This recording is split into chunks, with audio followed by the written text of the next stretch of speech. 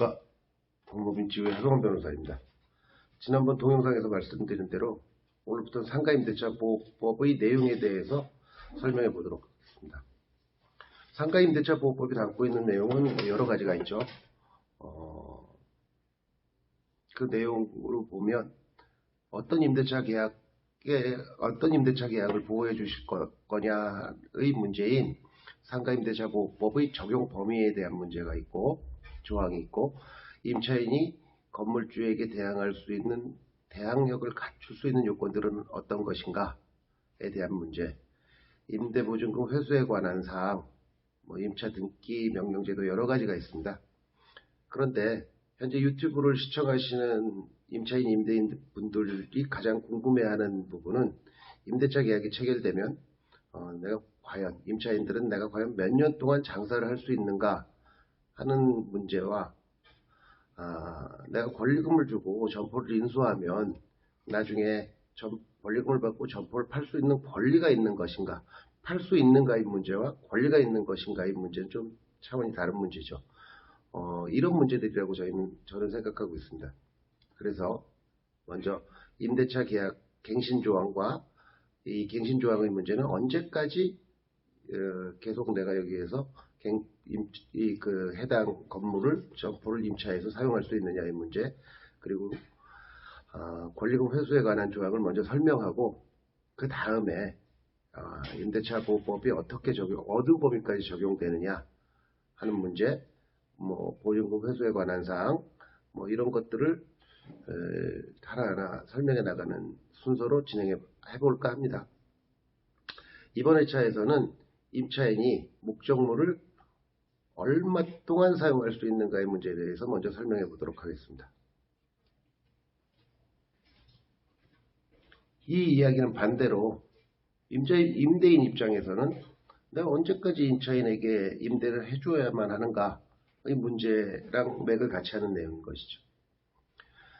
상가임대차보호법 제9조 1항은 임대차 기간을 정하지 않거나 기간을 1년 미만으로 정한 임대차는 그 기간은 1년으로 본다. 다만 임차인은 1년 미만으로 정한 기간이 유효함을 주장할 수 있다. 이렇게 규정이 되어 있습니다. 이 이야기는 임차인 A랑 임대인 B가 임대 목적물은 서초동에 있는 점포로 예정하고 임대 기간은 2015년 1월 1일부터 2015년 6월 30일로 하는 임대차 계약을 체결했다고 가정을 한다면, 임대 기간에 대해서는 임차인 A는 6개월 또는 1년을 선택적으로 주장할 수 있는 것이고, 임대인 B는 임차인 A가 주장하는 바에 따른 임대 기간을 따를 수밖에 없는 것이죠. 그리고 제2항에서는 임대차가 종료한 경우에도 임차인이 임대보증금을 돌려받을 때까지는 임대차 관계는 존속하는 것으로 본다라는 조항이 있습니다. 이 조항은 임차인이 나중에 임대차 기간이 종료돼서 난 권리금을 받고 이걸 팔 거야 하는 그 조항과 아주 밀접한 관계가 있기 때문에 권리금 회수에 관한 설명을 할 때 그때 함께 설명하도록 하겠습니다.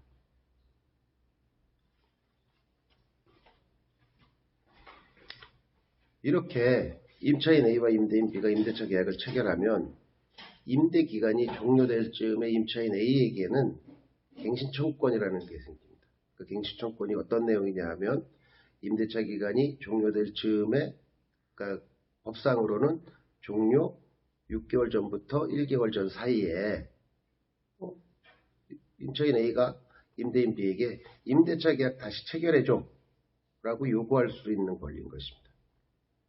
그리고 이 갱신청구권은 임대차 계약 기간이 총 10년을 넘지 않는 범위에서만 가능합니다. 자, 이제 상가임대차보호법 제10조 계약 갱신의 요구 조항 내용을 살펴보도록 하겠습니다. 제1항에서는 임대인은 임차인이 임대 기간이 만료되기 6개월 전부터 1개월 전, 이 대목 굉장히 중요합니다. 그 사이에 갱신 계약을 요구할 경우에 임대인은 임차인에게 정당한 사유 없이 거절하지 못한다 규정되어 있습니다. 다만 다음 각 호의 어느 하나에 해당하는 경우에는 그러하지 아니하다가 제 1항의 내용입니다. 즉 임차인 A와 임대인 B가 아까 예를 들었던 임대 목적물 초동점포 임대기간 2019년 1월 1일에서 2019년 12월 30일로 하는 임대차 계약을 체결하고 나면 임차인 A에게는 2019년 7월 1일 그러니까 6개월 전부터 11월 말 사이에 1개월 전 사이에 임대인 B에게 임대차 계약 다시 체결해줘 라는 통보만 하면 전과 똑같은 내용으로 다시 임대차 계약이 체결되는 것입니다. 그런데 예외적으로 임대인 B는 임차인 A의 갱신 청구를 거절할 수 있는 상황을 상가임대차 보호법이 또 다음 항에서 규정을 하고 있습니다. 그 첫 번째가 임차인이 상기의 차임액에 달하는 금액을 연체한 사실이 있는 경우,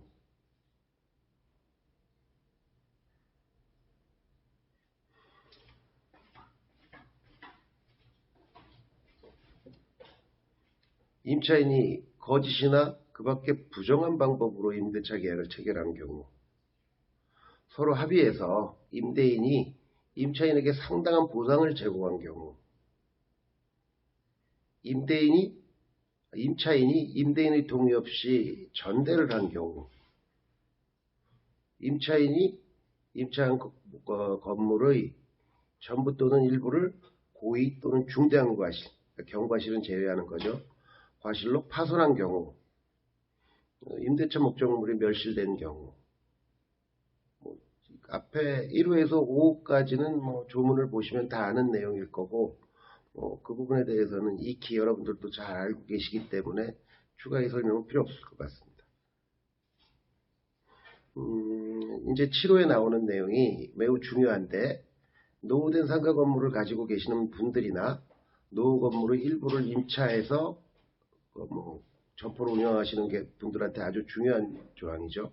제 7호에 규정된 내용은 임대인은 다음 항목의 어느 하나에 해당하는 사유로 목적 건물의 전부 또는 대부분을 철거하는 경우 또는 재건축을 하는 경우에 해당해서 이 목적 건물의 점유를 회복할 수 있는 경우에는 임차인의 갱신 청구를 거절할 수 있는 것입니다. 그거에 대한 이제 구체적인 아까 다음 항목들이 이제 나오기 시작을 하는데, 그중 제일 중요한 게 임대차 계약 체결 당시에 공사 시기, 소요 기간 등을 포함한 철거 또는 재건축 계획을 임차인에게 구체적으로 고지하고 이에 따른 그 계획을 실행하는 경우에는 갱신 청구를 거절할 수 있는 것입니다. 즉 임대인 B가 리모델링이나 재건축을 하기 위해서 건물의 대부분을 철거하거나 재건축을 하려고 할 때 임차인의 갱신 청구를 거절하려면 임대차 계약 체결 당시에 공사 시기, 소요 기간 이런 것들을 전부 다 포함한 철거 또는 재건축 계약을 임차인에게 구체적으로 고지하고 그 계획에 따르는 경우에 한해서만 가능하다는 것입니다. 상당히 까다로운 요건인 것이죠. 그래서 제가 그 1회차에서 설명드린 것처럼 노후 건물을 재건축하거나 리모델링 하려면 약 3, 4년 전부터 계속 준비하고 계획하고 그에 따르는 임차인들의 그 갱신 청구를 거절할 수 있는 그런 사안들을 그런 요건들을 미리미리 갖춰놔야 한다는 것입니다. 그 다음 남목으로 건물이 훼손, 노후 또는 일부 멸실되는 등 안전사고의 우려가 있는 경우에도 임차인의 갱신 청구를 거절할 수 있습니다. 이런 경우들은 보통 임대인들이 입증하기 위해서는 대체로 그 건물에 대한 안전진단을 신청해서 안전진단을 받은 그 결과로 D등급, E등급 이런 경우들이 많이, D등급은 조금 다툼의 여지가 있는 것 같고 2등급 받으면은 확실한 것 같고, 그런 것들을 증거자료로 제출을 해서 근거 자료로 갱신 청구를 거절하고 있는 것이 요즘의 실상이라고 할 수 있습니다.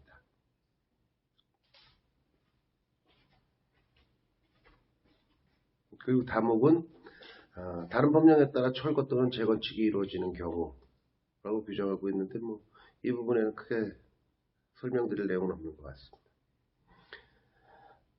오늘 제가 유튜브 동영상을 통해서 말씀드리고자 하는 내용들 중에 중요한 내용은 첫 번째가 임차인은 갱신 청구권을 통해서 임차 목적물을 사용할 수 있는 기간은 최장 10년이라는 것입니다. 그리고 임대인은 노후 건물 리모델링을